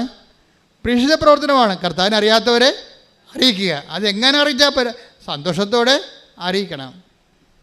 രണ്ടാമത്തത് എന്താണ്? ക്രിസ്തുവിൽ സഹിക്കുന്ന ആൾക്കാരിൽ ക്രിസ്തുവിനെ കണ്ടുകൊണ്ട് അവരെ ക്രിസ്തുവിൻ്റെ നാമത്തെ പരിചരിക്കണം. ഉപവിപ്രവർത്തനം വേണ്ടത് അങ്ങനെയാണ്. ഈ രണ്ട് സംഭവങ്ങളാണ് രണ്ട് ചിറകായിട്ട് വരണത്. ഇതിൻ്റെ ചിറകാണ് ടൈം ഷോട്ട് ചെയ്യണത്. അപ്പോൾ എപ്പോഴും നമ്മൾ ചെയ്യണത് ഇത് പദ്ധതി പ്രാർത്ഥനയാണ്. അപ്പോൾ പദ്ധതി പ്രാർത്ഥനയാകുമ്പോൾ അതിൻ്റെ മിനിമം ഇതാണ് ഇതിൻ്റെ അർഹത എന്ന് പറയുന്നത്. അർഹത യോഗ്യത എന്നൊക്കെ പറയും. ഇപ്പം നോട്ട് ബൈ മെറിറ്റിൽ ഉടമ്പടി വർക്ക് ചെയ്യും. പക്ഷേ ഉടമ്പടി എടുക്കാൻ നിങ്ങൾക്കത് യോഗ്യത വേണം. കാര്യം നോട്ട് ബൈ മെറിറ്റിൽ ഉടമ്പടി വർക്ക് ചെയ്യണമെന്ന് പറഞ്ഞാൽ എന്താണെന്ന് അറിയാമോ? ഇപ്പം നോട്ട് ബൈ മെറിറ്റ് നിങ്ങളുടെ മെറിറ്റ് അല്ലാതെ ഉടമ്പടി വർക്ക് ചെയ്യും. ഇപ്പോൾ ക്യാൻസർ 4th സ്റ്റേജ് എന്ന് പറയും. അപ്പോൾ ഇന്നലെ ഒരു സാക്ഷ്യം വായിച്ചു. അതെന്ന് വെച്ചാൽ അവർ ഡോക്ടറുടെ അടുത്ത് ചെല്ലുമ്പോൾ അവർ പ്രഗ്നൻ്റ് അല്ല, 9 കൊല്ലമായിട്ട് മക്കളില്ല. ഡോക്ടറുടെ അടുത്ത് ചെന്ന് ടെസ്റ്റ് ചെയ്യുമ്പോൾ പ്രഗ്നൻ്റ് അല്ല. അവർ പുറത്തിറങ്ങി മടുത്തു. ഇനി ഒരു ഡോക്ടറും അടുത്തും പോണില്ല, ഒരു ആശുപത്രിയിലും പോണില്ല, ഞങ്ങൾ നിർത്തി എന്ന് പറഞ്ഞിട്ട് അവർ തീരുമാനമെടുക്കും. മാതാവിൻ്റെ അടുത്ത് ചെന്ന് അമ്മ കുഞ്ഞിനെ തരുമെങ്കിൽ മേടിക്കൂ, അല്ലെങ്കിൽ ദൈവത്തിൻ്റെ ഇഷ്ടം പോലെ എന്ന് പറഞ്ഞിട്ട് ഉടമ്പടി എടുക്കാൻ തീരുമാനിച്ചു. ഉടമ്പടി എടുക്കാൻ തീരുമാനിച്ചു കഴിഞ്ഞിട്ട് പിന്നെ അവർ കൃപാസനത്തിൽ വന്നിട്ടില്ല, എടുക്കാൻ തീരുമാനിച്ചതേ ഉള്ളൂ. അതിന് മുമ്പ് ടെസ്റ്റ് ചെയ്തപ്പോൾ കുഞ്ഞുങ്ങളില്ല. അച്ഛൻ ഇന്ന് ഞായറാഴ്ച കുർബാനക്കത് പറഞ്ഞായിരുന്നു. എന്താ സംഭവിച്ചിരിക്കേണ്ടത്? ടെസ്റ്റ് ചെയ്തപ്പോൾ അവർ പ്രഗ്നൻ്റാണ്. ഈ ദൈവ പദ്ധതിയുടെ രീതി അതാണ്. അതായത് നേരത്തെ സയൻറ്റിഫിക്കായി ടെസ്റ്റ് ചെയ്താണ് അവർ പ്രഗ്നൻ്റ് അല്ല. പക്ഷേ പിന്നെ സംഭവിച്ച കാര്യം എന്താണ്? അവർ ഉടമ്പടി എടുക്കാൻ തീരുമാനിച്ചു എന്നേ ഉള്ളൂ. ഉടമ്പടി എടുക്കാൻ തീരുമാനിക്കുമ്പോൾ സംഭവിക്കണത്, ചില ആൾക്കാർ വീട്ടിൽ ഇരുന്ന് ഉടമ്പടി എടുക്കാമെന്ന് വിചാരിച്ചാൽ മതി, അപ്പം തന്നെ ബ്ലെസ്സിങ്സ് വരാൻ തുടങ്ങും. അതിൻ്റെ കാരണം വെച്ച് കഴിഞ്ഞാൽ നിങ്ങൾ സത്യസന്ധരാണെന്നും ഉടമ്പടി വൃത്തിമേനായിട്ട് ചെയ്യുമെന്നും നിങ്ങൾ ദൈവതിരുസന്നിധിയിൽ ആത്മാർത്ഥതയോടെ ഇത് നിറവേറ്റുമെന്നും നിങ്ങൾ എടുക്കാൻ തീരുമാനിക്കുമ്പോൾ തന്നെ ദൈവത്തിന് അറിയാൻ പറ്റും. അതുകൊണ്ട് അപ്പം തന്നെ അനുഗ്രഹം വരാൻ തുടങ്ങും. ചില ആൾക്കാർ ഉടമ്പടി എടുത്ത് ഒന്ന് പുതുക്കിയാൽ പോലും ദൈവം തിരിഞ്ഞു നോക്കത്തില്ല. എന്താ കാര്യം? അവരെ ഉടമ്പടി എടുത്ത കാലത്ത് എന്ത് സ്വഭാവമായിരുന്നു അത് തന്നെയാണ് ഇപ്പോഴും. എന്ത് സ്വഭാവമായിരുന്നു ഉടമ്പടി എടുക്കുന്ന കാലത്ത് അവർക്ക് ഒരു മാറ്റം അവർക്കില്ല. പിന്നെ ചെയ്തില്ല, പത്രം കൊടുത്ത് രോഗികളെ പോയി കൊണ്ട് ഇങ്ങനെ എല്ലാത്തിനും ഇങ്ങനെ പെട്ടെന്ന് ഉത്തരം പറയാം. പക്ഷേ എന്ത് അരൂപിയിലാണിത് ചെയ്തിരിക്കുന്നത്? നിങ്ങൾ എന്ത് ചെയ്താലും ഈശോ ചോദിക്കും എന്ത് ചെയ്തു എന്നുള്ളതല്ല, എന്ത് അരൂപി ചെയ്തെന്നാണ് ചോദിക്കണേ. അതാണ് എൻ്റെ പണി എല്ലാവരും മേടിക്കണേ ഇവിടെ വെച്ചാണ്. എന്ത് ചെയ്യുക എന്ന് നമുക്ക് എന്തും ചെയ്യാം, പക്ഷേ എന്ത് അരൂപി ചെയ്ത്? ദൈവത്തിന് വേണ്ടിയാണോ ചെയ്തത് അതോ മനുഷ്യൻ്റെ പ്രീതിക്ക് വേണ്ടിയാണോ ചെയ്തത്? അതാണ് ചോദിക്കണത്. പല കാര്യങ്ങളും ചെയ്യണത്, ലോകത്തിലുള്ള ആൾക്കാർ ചെയ്യണത് മനുഷ്യൻ്റെ പ്രീതിക്ക് വേണ്ടി ചെയ്യും. ചിലപ്പോൾ ഇലക്ഷനിൽ വോട്ടിന് ലക്ഷ്യമാക്കി ചെയ്യും. അങ്ങനെ ഓരോ വിഷയം ഉദ്ദേശിച്ച് ചെയ്യും. പക്ഷേ അരൂപി നമ്മൾ ദൈവത്തിന് വേണ്ടിയാണ് ചെയ്യണമെന്നുണ്ടെങ്കിൽ ഭൗതിക ലാഭനഷ്ടങ്ങൾ അവിടെ റെഫറൻസ് വരുന്നില്ല. ഭൗതിക ലാഭനഷ്ടങ്ങൾ നമുക്ക് ചിലപ്പോൾ നഷ്ടം തന്നെയായിരിക്കും ഉണ്ടാകണത്. പക്ഷെ നമ്മൾ ചെയ്തിരിക്കുന്ന ദൈവ മഹത്വത്തിനും ദൈവത്തിൻ്റെ വചനം ഉള്ളത് കൊണ്ടും വചനം അനുസരിക്കുന്നത് കൊണ്ടും അതുകൊണ്ട് ദൈവത്തെ മഹത്വപ്പെടുത്താൻ വേണ്ടിയാണെങ്കിൽ ഉടമ്പടിയിൽ എപ്പോഴും നമ്മൾ ചെയ്യുമ്പോൾ ആ ഫോർമാറ്റാണ് ഉപയോഗിക്കണം. എന്താണ്? നമ്മൾക്കല്ല കർത്താവ് അങ്ങയുടെ തിരുനാമത്തിന് ടേക്ക് ദ ബെഡ് ഓഫ് സങ്കീർത്തനം. ഞങ്ങൾക്കല്ല കർത്താവ് അങ്ങയുടെ തിരുനാമത്തിന് ടേക്ക് ദ ബെഡ് ഓഫ് ശ്രുതികട ഹല്ലേലൂയ ഹല്ലേലൂയ ഹല്ലേലൂയ ഹല്ലേലൂയ യേശുവേ നന്ദി ഹല്ലേലൂയ ഹല്ലേലൂയ ഹല്ലേലൂയ ഹല്ലേലൂയ ഹല്ലേലൂയ യേശുവേ സ്തുതി ഹല്ലേലൂയ ഹല്ലേലൂയ. 115 സങ്കീർത്തനം 1 തിരുവചനം. സങ്കീർത്തനം 115:1. ഞങ്ങൾക്കല്ല കർത്താവേ ഞങ്ങൾക്കല്ല. പറഞ്ഞേ ഞങ്ങൾക്കല്ല കർത്താവേ ഞങ്ങൾക്കല്ല അങ്ങയുടെ കാരുണ്യത്തെയും വിശ്വസ്തതയെയും പ്രതി അങ്ങയുടെ നാമത്തിനാണ് മഹത്വം നൽകപ്പെടേണ്ടത്. മഹത്വം നമുക്ക് കിട്ടാതെ ദൈവനാമത്തിന് കൊടുക്കുന്ന പ്രവൃത്തികളാണ് ദൈവാത്മാവിനാണ് നയിക്കപ്പെടുന്നത്. മനസ്സിലായില്ലേ? നമ്മൾക്കാണ് അതിൻ്റെ മഹത്വം കിട്ടണമെന്നുണ്ടെങ്കിൽ നമ്മൾ മനുഷ്യാത്മാവിനാണ് നയിക്കപ്പെടുന്നത്. അപ്പം നമ്മൾ മനുഷ്യൻ്റെ മക്കളും സ്റ്റാറ്റസ് കോ ഇപ്പോഴുള്ള നിലവാരം നിൽക്കുകയുള്ളൂ. നമ്മുടെ നിലവാരം ഉയർത്തണമെന്നുണ്ടെങ്കിൽ നമ്മൾ ദൈവത്തിൻ്റെ മക്കളാകണം. ദൈവത്തിൻ്റെ മക്കളാണെന്നുണ്ടെങ്കിൽ ദൈവാത്മാവിനാൽ നയിക്കപ്പെടണം. റോമ 8:14. ദൈവാത്മാവിനാൽ നയിക്കപ്പെടുന്നവരെല്ലാം പറഞ്ഞ് ദൈവാത്മാവിനാൽ നയിക്കപ്പെടുന്നവരെല്ലാം ദൈവത്തിന്റെ പുത്രന്മാരാണ്. ദൈവത്തിൻ്റെ അരൂപിയാണ് നമ്മളെ നയിക്കേണ്ടത്. ദൈവത്തിൻ്റെ അരൂപി എന്താണ്? സങ്കീർത്തനം 115:1. ഞങ്ങൾക്കല്ല കർത്താവേ ഞങ്ങൾക്കല്ല. പിന്നെ എന്താണ്? അങ്ങയുടെ തിരുനാമത്തിന് മഹത്വം ഉണ്ടാകട്ടെ. അപ്പോൾ എല്ലാ പ്രവർത്തനങ്ങളുടെയും ഉദ്ദേശം ദൈവത്തിൻ്റെ നാമത്തിൻ്റെ മഹത്വമാണെങ്കിൽ we are leading by the holy spirit. ദൈവത്തിൻ്റെ ആത്മാവിനെ നയിക്കപ്പെടുകയാണ്. അപ്പോൾ എന്താ സംഭവിക്കുന്നത്? We become the children of God. നമ്മൾ ദൈവത്തിൻ്റെ മക്കളായി മാറും. ഉടമ്പടിയുടെ നിലവാരപ്പെടുത്തലിൻ്റെ ഇങ്ങനെയാണ് വരണത്. അപ്പം നിങ്ങൾ എന്ത് ചെയ്താലും ദൈവാത്മാവിനാൽ ദൈവത്തിൻ്റെ മഹത്വത്തിന് വേണ്ടി ചെയ്യണം. ദൈവത്തിൻ്റെ മഹത്വത്തിന് വേണ്ടി ചെയ്യുന്നവർ ദൈവാത്മാവ് നയിക്കപ്പെടുന്നവരാണ്.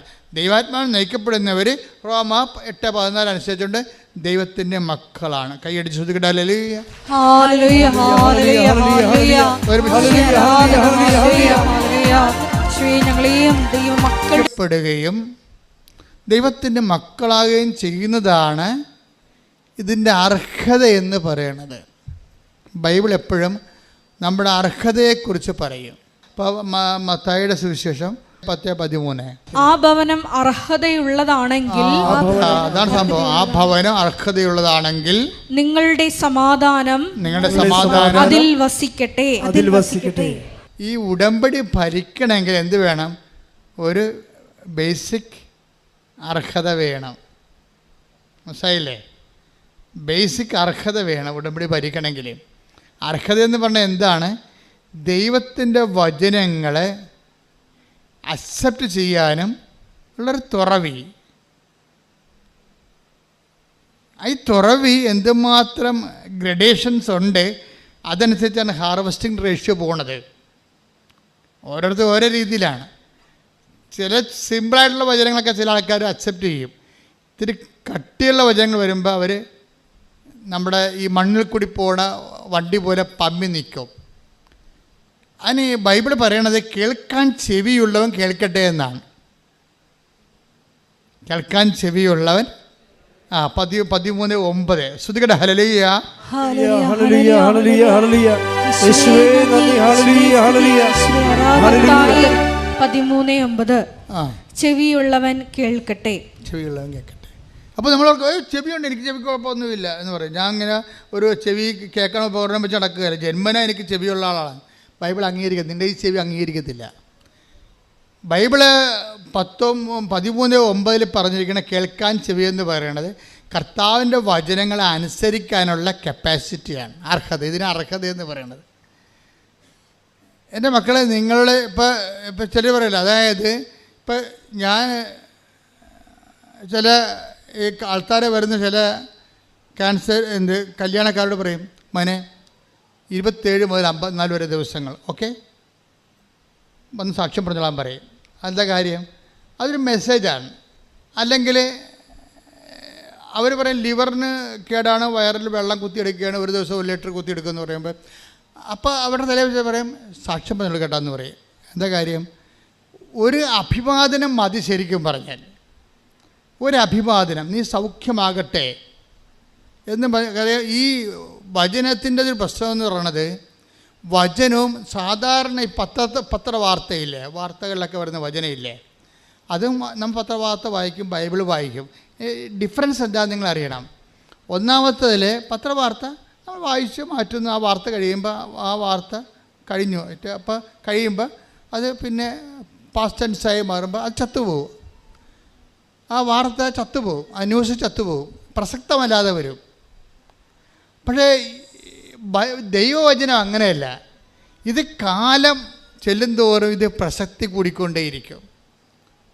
അതുകൊണ്ട് കർത്താവ് 21:34 പറയണത്, ആകാശം മാറിയാലും protect the word of God, ഭൂമി മാറിയാലും ഞാൻ നിങ്ങളോട് പറഞ്ഞ വചനത്തിന് അത് അതിൻ്റെ പ്രസക്തി ആയിരിക്കും എന്നാണ്.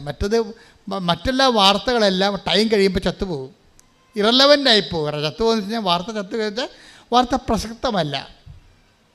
ഇപ്പം നമുക്ക് ഇപ്പോൾ ഈ കഴിഞ്ഞ ഇലക്ഷനിൽ കുറേ ആൾക്കാർ ജയിച്ചു, ഇപ്പം അത് വാർത്തയല്ല, it is over, it is dead and gone, അപ്രസക്തമായിപ്പോയി. കാര്യം അവർ ഭരണത്തിലും കയറിയ ആൾക്കാർ, ഭരണപക്ഷത്തും കയറിയ ആൾക്കാർ, തീർന്നു, ചാപ്റ്റർ ഇസ് ക്ലോസ്ഡ്. പക്ഷേ ദൈവവചനം അങ്ങനെയല്ല. ദൈവവചനം എന്താ? ഓരോ വചനവും ഓരോരുത്തർക്കും ഓരോരോ ദൈവ മനസ്സ് കൈമാറിക്കൊണ്ട് അതിങ്ങനെ കാലത്തിനൊപ്പം സഞ്ചരിച്ചുകൊണ്ട് പ്രസക്തമായിക്കൊണ്ടേയിരിക്കും. അതാണ് ഈശോ പറയണത്. ആകാശം മാറാം, ടൈം ചേഞ്ച് ചെയ്യും, ഭൂമി മാറാം, സ്പേസ് പോകും, സ്പേസ് ആൻഡ് ടൈം ചേഞ്ച് ചെയ്യും. Take the word of God. ലൂക്ക 21:33 ആകാശവും ഭൂമിയും കടന്നു പോകും. പറഞ്ഞേ, ആകാശവും ഭൂമിയും കടന്നു പോകും. എന്നാൽ എന്റെ വാക്കുകൾ കടന്നു പോവുകയില്ല. അപ്പം ഇത് റെലവൻ്റ് ആയിട്ട് അപ്ഡേറ്റ് ആയിട്ട് നിൽക്കും. 2000 കൊല്ലം കഴിഞ്ഞാലും ഈ വചനം അന്നത്തെ ജനതയ്ക്ക് പ്രസക്തമായിട്ട് നിൽക്കും. ആർക്കാണ്? ഏത് ജനതയ്ക്കാണ്? ദൈവാത്മാവിനാൽ നയിക്കപ്പെടുകയും ദൈവത്തിനായി ഹൃദയം സമർപ്പിക്കുകയും ചെയ്തിരിക്കുന്ന, ദൈവത്തെ അന്വേഷിക്കുന്ന തലമുറയ്ക്കാണ്, അല്ലാത്ത ആൾക്കാർക്കല്ല. കാര്യം അതിൻ്റെ ആ തലമുറയെ സംബന്ധിച്ചിടത്തോളം ദൈവം കമ്മ്യൂണിക്കബിളാണ് എപ്പോഴും. ശ്രുതികട മക്കളെ, ഹല്ലേലൂയ ഹല്ലേലൂയ ഹല്ലേലൂയ യേശുവേ ആരാധന മഹത്വം മഹത്വം ആരാധന ആരാധന ഹല്ലേലൂയ യേശുവേ ആരാധന ഹല്ലേലൂയ ആരാധന ആരാധന. കഴിഞ്ഞ ദിവസങ്ങളിൽ ലിഷ എന്നും പറഞ്ഞ് ഒരു മോള് സാക്ഷ്യം പറഞ്ഞായിരുന്നു. ലിഷ ജംഗ്ഷൻ കവനൻ്റിലാണ് ആള്. കാര്യം കമ്മ്യൂണിക്കേഷനുണ്ട് ദൈവവുമായിട്ട്. ഇത് കവനത്തെ ഉടമ്പടിയിലാണ് ദൈവമായിട്ട് കമ്മ്യൂണിക്കേഷനുണ്ട്. അതായത് സംവേദനം സംഭാഷണമൊക്കെ ഉണ്ട്. അതെങ്ങനെയാണെന്ന് വെച്ച് കഴിഞ്ഞാൽ അവൾ 3 പ്രാവശ്യം ഓസ്ട്രേലിയ പോകാൻ വേണ്ടി ലിഷ ഏജൻറ്റിൻ്റെ അടുത്ത് പൈസ കൊടുക്കും. ഏജൻറ്റിൻ്റെ അടുത്ത് അവളുടെ ബയോഡേറ്റ എല്ലാം കൊടുക്കും, മാർക്കിസ്റ്റൊക്കെ എല്ലാം കൊടുക്കും. 3 പ്രാവശ്യവും ആദ്യം കൊടുത്തു, അത് ക്യാൻസലായി. പിന്നെയും ലിഷ കൊടുക്കും, ക്യാൻസലാകും. 3ാമതും കൊടുത്ത്. അപ്പോൾ ഒരു കൊല്ലം മുഴുവനും 1 കൊല്ലം കൊണ്ടാണ് 3 പ്രാവശ്യം ഓസ്ട്രേലിയൻ വിസ കിട്ടാൻ വേണ്ടി പഠിക്കാൻ വേണ്ടി കൊടുക്കണത്. 3 പ്രാവശ്യം ആ ക്യാൻസലായിട്ട് വേസ്റ്റ്, ഒരു വർഷം വേസ്റ്റായി. വേസ്റ്റ് കഴിഞ്ഞപ്പോൾ അവർക്ക് ഭയങ്കര സങ്കടമായി. എന്താ വേസ്റ്റാകാൻ കാരണം വെച്ച് കഴിഞ്ഞാൽ അതായത് ഫണ്ട് വെക്കാൻ കാണിക്കാൻ പറയും. സെക്യൂരിറ്റി 6 മാസത്തെ സെക്യൂരിറ്റി ഫണ്ട് കാണിക്കാൻ പറയും. 6 മാസം നിങ്ങൾ 6 മാസത്തെ സ്വന്തം അക്കൗണ്ടിൽ പണം ഉള്ളത് കാണിക്കാൻ പറയും. അപ്പോൾ സ്വന്തം അക്കൗണ്ടിൽ പണമില്ല. പണമില്ലാത്തതിന് അപ്പോൾ പറയും നിങ്ങൾ അതിന് പകരം ലോൺ എടുക്കാൻ പറയും. പക്ഷേ ലിഷയ്ക്ക് ലോൺ എടുക്കാൻ പറ്റത്തില്ല. എന്താ കാര്യം? ആങ്ങളൊക്കെ ലോൺ എടുത്തിട്ടുണ്ട്. ആങ്ങള ഓസ്ട്രേലിയയിലാണ്, വീടും പറമ്പും അവന് വേണ്ടി പണയം വെച്ചിരിക്കുകയാണ്. അപ്പോൾ ബാങ്കുകാർ പറയും നിങ്ങൾ കടപ്പെടുത്തിയിരിക്കുകയാണ്, ആങ്ങളയ്ക്ക് വേണ്ടി കടപ്പെടുത്തിയാണ്, ആ കടങ്ങൾ നിൽക്കുകയാണ്, അതുകൊണ്ട് നിങ്ങൾക്ക് തരാൻ പറ്റുകയെന്ന് പറയും. പിന്നെ വേറെ ഏജൻറ്റുമാർ പറയും അതൊന്നും കുഴപ്പമില്ല, ഞങ്ങൾ ശരിയാക്കി തരാൻ പറഞ്ഞ് ഇവർ വാങ്ങിച്ചുകൊണ്ട് പോകും. എന്തിനാണ് കാര്യം? അവർക്കറിയാം ഈ പോകാൻ വേണ്ടി നിൽക്കുന്ന ആൾക്കാർ കിഡ്നി വിറ്റെങ്കിലും പോകുമെന്നറിയാം. അതുകൊണ്ട് ഏജൻറ്റുമാരല്ല. പിന്നെയും കാശ് വെക്കയുടെ കാര്യം പറയുമ്പോൾ ഏജൻറ്റുമാർ വരെ കാശ് കൊടുക്കാൻ സമയമായി, അതിൻ്റെ അത് അക്കൗണ്ടിൽ പൈസ കാണിക്കണമെന്ന് പറയുമ്പോൾ ലിഷ പൈസ ഒന്നും ഇല്ലെന്ന് പറയും. അപ്പം അങ്ങനെ പോകും. അങ്ങനെയാണ് 3 പോയി. പോകുമ്പോൾ എനിക്ക് ഭയങ്കര സങ്കടമായി. അവൾ പറഞ്ഞ് ഞാൻ ഇന്ത്യയിൽ തന്നെ നിന്നോളാം, ഉടമ്പടി എടുത്തിട്ട് പറയും ഞാൻ ഇന്ത്യയിൽ തന്നെ, എനിക്ക് ജീവിക്കാനുള്ള മാർഗം കാണിച്ചു തന്നാൽ മതിയെന്ന് പറയും. അപ്പോൾ കമ്മ്യൂണിക്കേഷൻ ഉണ്ടായ കാരണം അവൾ ബൈബിൾ എടുത്തപ്പോൾ കമ്മ്യൂണിക്കേഷൻ ഉണ്ട്. നമ്മൾ ബൈബിൾ എടുത്താലും അതിൻ്റെ അകത്ത് ഈശോ സ്റ്റാറ്റസ് പറയും. സ്റ്റാറ്റസ് എന്താ പറഞ്ഞിരിക്കണമെന്ന് പറഞ്ഞാൽ അവൾ സങ്കടപ്പെട്ടു. 3 പ്രാവശ്യം ഇങ്ങനെ ഫ്ലോപ്പായില്ലേ ഓസ്ട്രേലിയ 3 പ്രാവശ്യം ഫ്ലോപ്പായി. ഇനി എന്താ ജീവിതമെന്ന് അറിയാൻ പാടില്ലാതെ കർത്താവ് എന്താണ് എന്നെക്കുറിച്ചുള്ള നിൻ്റെ പദ്ധതി എന്ന് പറഞ്ഞിട്ട് വിശ്വപ്രമാണം ചെയ്തിരിക്കണം ഓപ്പൺ ചെയ്തപ്പോൾ പറഞ്ഞു നീ ഓടണ്ട, ചാടുകയും വേണ്ട, വെയിറ്റ് ചെയ്യാൻ പറയും. നീ തിരക്ക് ഈ ഓടുന്ന വണ്ടിയിടത്ത് കിടന്ന് ഓടുകയാണ് നീ. ഓരോ ഏജൻറ്റുമാർ പറഞ്ഞ കേട്ടിട്ടുണ്ട് ഓടണ്ട. അത് അപ്പോൾ അത് മാതാവ് ഈശോ അവളോട് സംസാരിച്ചു. അത് സംസാരിച്ചപ്പോൾ അവൾക്ക് ആന്തരിക അഭിഷേകം കിട്ടി. അപ്പോൾ ആ ഭയമെല്ലാം മാറി. എനിക്ക് ജീവിതമില്ല, ഇനി ഞാൻ തീർന്നല്ല. അപ്പം ചേട്ടായി പഠിക്കാൻ പോയത് കാരണമാണ് എനിക്ക് പിന്നെ പൈസ കൊടുക്കാൻ പറ്റാതെ വന്നത്, ഇനി എനിക്ക് ജീവിതമില്ല എന്ന് പറഞ്ഞ് അവൾ ഇരിക്കുന്ന സമയത്ത് കർത്താവ് അവളോട് സംസാരിച്ചു. എന്താണ്? അതാണ് ഈ ഉടമ്പടി കറക്റ്റാണെന്നുണ്ടെങ്കിൽ കമ്മ്യൂണിക്കേഷൻ ഉണ്ടാവും. നിങ്ങൾക്കിപ്പോൾ നിങ്ങൾ ഉടമ്പടിയിലാണെങ്കിൽ അരമണിക്കൂർ ബൈബിൾ വായിക്കണമെങ്കിൽ നിങ്ങൾക്ക് ഒരു പ്രതിസന്ധി വന്നു കഴിഞ്ഞാൽ ഇനി എന്ത് ചെയ്യണം, ഇനി എങ്ങോട്ട് പോകണം, ദൈവത്തെക്കുറിച്ച് എന്നെക്കുറിച്ചുള്ള ദൈവത്തിൻ്റെ പദ്ധതി എന്താണ് എന്ന് ചോദിച്ചാൽ പച്ചവെള്ളം പോലെ നീ ഉടമ്പടി സത്യസന്ധമാണെങ്കിൽ പറയും. അതായത് 52:12 നിങ്ങൾ തിടുക്കം കൂട്ടേണ്ട, നിങ്ങൾ തിടുക്കം കൂട്ടണ്ട, വേഗം ഓടുകയും വേണ്ട, കർത്താവ് നിങ്ങളുടെ മുൻപിൽ നടക്കും. Presence and communication. പ്രസൻസ് ഉള്ളത് കൊണ്ട് തന്നെ കമ്മ്യൂണിക്കേഷനും ഉടമ്പടി വരുമ്പോൾ സത്യസന്ധമായ ഉടമ്പടിയാണെങ്കിൽ പ്രസൻസ് ഉണ്ടാവും. പ്രസൻസ് ഉണ്ടെങ്കിൽ കമ്മ്യൂണിക്കേഷൻ ഉണ്ടാവും. പ്രസൻസ് എന്ന് പറയുന്നത് എന്താണ്? സാന്നിധ്യം. കമ്മ്യൂണിക്കേഷൻ എന്താണ്? സംഭാഷണം. അപ്പോൾ സാന്നിധ്യവും സംഭാഷണവും ഉടമ്പടിയുടെ പ്രധാനപ്പെട്ട സംഭവമാണ്. അതായത് നിങ്ങൾക്കറിയാമല്ലോ ഈ സാന്നിധ്യവും സംഭാഷണവും കിട്ടണതിൽ ഇവിടെ ആൾക്കാർ പറയുന്ന സാക്ഷി നോക്കിക്കഴിഞ്ഞാൽ ഒരു 50-60% പേരും ചെറുപ്പക്കാരാണ്. പ്രായമുള്ളവരല്ല, ചെറുപ്പക്കാരാണ്. അതിൻ്റെ കാരണം എന്ന് വെച്ച് കഴിഞ്ഞാൽ അച്ഛൻ പറയുന്ന പ്രഭാഷണങ്ങൾ അവർ കൃത്യമായിട്ട് മാത്തമാറ്റിക്കലായിട്ട് ഈ സാധനം അക്സെപ്റ്റ് ചെയ്യും. കാര്യം ഇത് ഈ ഫോർമുലയിൽ വർക്ക് ചെയ്യണതാണല്ലോ, അത് നമ്മുടെ കരിസ്മാറ്റിക് ധ്യാനമോ മറ്റു ധ്യാനങ്ങൾ പോലെയുള്ള സംഭവമല്ല. ഉടമ്പടിയിൽ അതിൻ്റെ കറക്റ്റ് ഫോർമുലയും ഫോർമാറ്റും ഉണ്ട്. അത് കറക്റ്റ് നമ്മൾ അപ്ലൈ ചെയ്യണമെന്നുണ്ടെങ്കിൽ കറക്റ്റ് ആൻസർ നമുക്ക് കിട്ടും. അപ്പോൾ എന്താ പറയണത്? ഇപ്പോൾ ഈശോ എന്താ പറയണത്? നീ വിഷമിക്കണ്ട, നിന്നെക്കുറിച്ച് എനിക്ക് പദ്ധതിയുണ്ട്. നീ എൻ്റെതല്ലാത്ത പദ്ധതി കൊണ്ട് ചാടിയത് കൊണ്ടാണ് നിനക്ക് ഒരു കൊല്ലം പോയത്. അതിൻ്റെ പേര് നീ സങ്കടപ്പെടണ്ട, പരിഭ്രമിക്കണ്ട, ഓരണ്ട, നിൽക്ക് എന്ന് പറഞ്ഞ് വെയിറ്റ് ചെയ്യാം. അത് കേട്ടോടെ അവർക്ക് സന്തോഷമായി. ദൈവവചനം നമ്മൾ കേട്ടാൽ നമ്മൾ ഓൺലൈൻ ഉടമ്പടിയിൽ ദൈവമായിട്ട് ഓൺലൈനാണെങ്കിൽ നമുക്ക് സന്തോഷം തോന്നും. അല്ലെങ്കിൽ നിങ്ങൾക്ക് ദൈവമായിട്ട് നിങ്ങൾക്ക് അടുപ്പമില്ല, ദൈവമായിട്ട് അടുപ്പമില്ലാത്തവൻ ബൈബിൾ വായിക്കാൻ പോകാതിരിക്കണം നല്ലത്. എന്ന് വെച്ച് കഴിഞ്ഞാൽ നിങ്ങൾക്ക് മനസ്സിലാവത്തില്ല, അതാണ് പ്രശ്നം. ദൈവയുടെ അടുപ്പമുണ്ടെങ്കിൽ നിങ്ങൾ ക്രിസ്ത്യാനി അല്ലെങ്കിൽ ബൈബിൾ മനസ്സിലാവും. കാര്യം ബൈബിള് ദൈവസ്നേഹത്തിൻ്റെ പുസ്തകമാണ്, കമ്മ്യൂണിക്കേഷനുള്ള പുസ്തകമാണ്. ബൈബിൾ ഇപ്പോൾ നിങ്ങൾ ക്രിസ്ത്യാനി അല്ലെന്ന് വിചാരിച്ചോ, അപ്പോൾ നിങ്ങൾക്ക് ദൈവസ്നേഹമുണ്ട്. നിങ്ങളുടെ ഉടമ്പടി ഓക്കെ ആണെങ്കിൽ കമ്മ്യൂണിക്കബിൾ ആകും നിങ്ങൾ ദൈവമായിട്ട്. നിങ്ങൾ നടക്കേണ്ട വഴി നിൻ്റെ മുഖത്തൊട്ടേക്ക് ദി വേർഡ് ഓഫ് ഗോഡ്. സങ്കീർത്തനം 32:8. 32-ാം സങ്കീർത്തനം 8-ാം തിരുവചനം. 32-ാം സങ്കീർത്തനം 8-ാം തിരുവചനം. ഞാൻ നിന്നെ ഉപദേശിക്കാം എന്ന് പറഞ്ഞ് ഞാൻ നിന്നെ ഉപദേശിക്കാം, ഞാൻ നിന്നെ ഉപദേശിക്കാം, നീ നടക്കേണ്ട വഴി കാണിച്ചു തരാം, നീ നടക്കേണ്ട വഴി കാണിച്ചു തരാം, ഞാൻ നിന്റെ മേൽ ദൃഷ്ടി ഉറപ്പിച്ച് നിന്നെ ഉപദേശിക്കാം. ഉപദേശം counselling. God is wonderful counselling. ദൈവം എപ്പോഴും നമ്മൾ വഴികളിൽ വചനത്തിലൂടെ, ദർശനത്തിലൂടെ, സ്വപ്നത്തിലൂടെ എല്ലാം നമുക്ക് ഡയറക്റ്റ് ചെയ്തുകൊണ്ടിരിക്കും. അത് ഏറ്റവും ടോപ്പ് ഉടമ്പടിയിലാണ് ഏറ്റവും കൂടുതൽ സംഭവിക്കുന്നത്. ആൾക്കാരെ ദൈവം ഇങ്ങനെ ഉപദേശിച്ചു കൊണ്ടിരിക്കും, നടക്കേണ്ട വഴി കാണിച്ചുകൊണ്ടിരിക്കും. അപ്പോൾ ഇവൾ പറയും, ഈശോ എൻ്റെ മനസ്സിലൊരു വഴിയും കാണുന്നില്ല എന്ന് പറയും.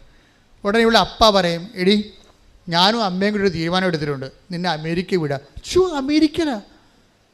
ആസ്ട്രേലിയ പോകാൻ പാടുള്ളത് ഞാനാണ്, അമേരിക്ക പോകാൻ പാടുള്ളത്, നിങ്ങൾ എന്നാ പറയണമെന്ന് ചോദിച്ചു. അല്ല, ഞങ്ങളുടെ മനസ്സിൽ അങ്ങനെ തോന്നണം, നിന്നെ അമേരിക്ക പഠിക്കാൻ വിടാമെന്ന് വിചാരിക്കും. അപ്പനും അമ്മ ഇവൾക്ക് കോൺഫിഡൻസ് ഇല്ല. അപ്പം ദൈവം ഇപ്പം എന്ത് ബാറ്റൺ അപ്പൻ്റെ അമ്മയെ കൈ കൊടുത്തിരിക്കുകയാണ്. ഇപ്പം നിങ്ങൾക്കറിയാമല്ലോ, നിങ്ങൾക്ക് ഒരു കുഞ്ഞിനെ ദൈവം തരണ മുമ്പ് തന്നെ നിങ്ങൾക്ക് ആ കുഞ്ഞിനെ വളർത്താനും ഉയർത്താനും ഉള്ള കഴിവ് തന്നിട്ടുണ്ട് ദൈവം.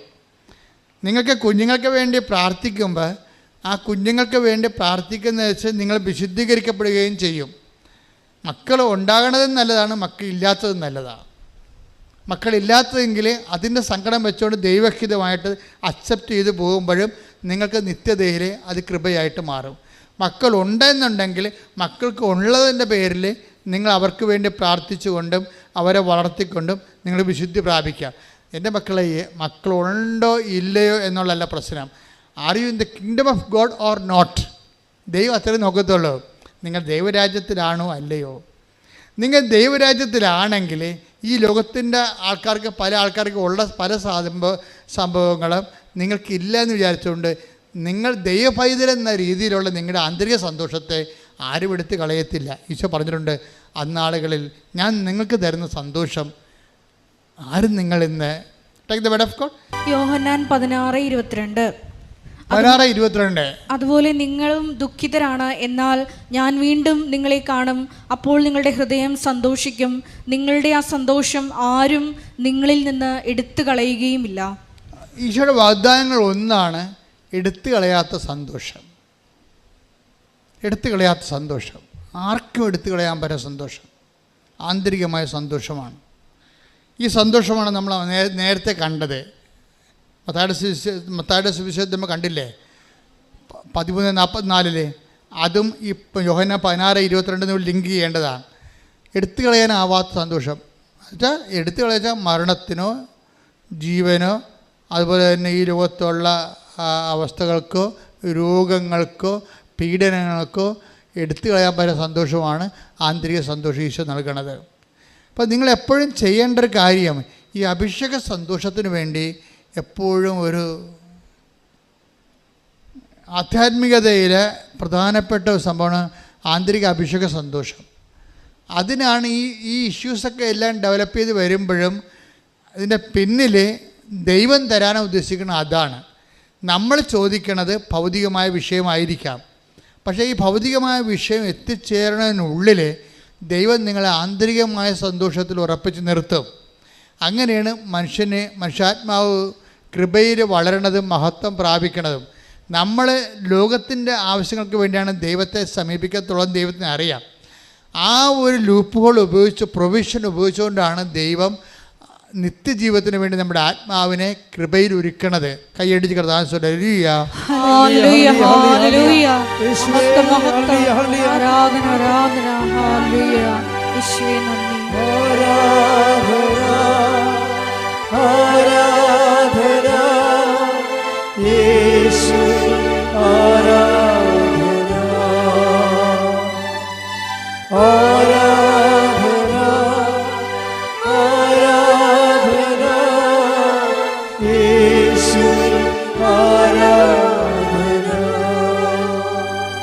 ഇപ്പം ഈ നീ ഓടണ്ട, ധൃതിക്ക് ഓടണ്ട, നീ വ്യഗ്രത കാണിക്കേണ്ടതെന്ന് അവളോട് കമ്മ്യൂണിക്കേറ്റ് ചെയ്തപ്പോൾ ഇവൾ ഓക്കെ ആയി.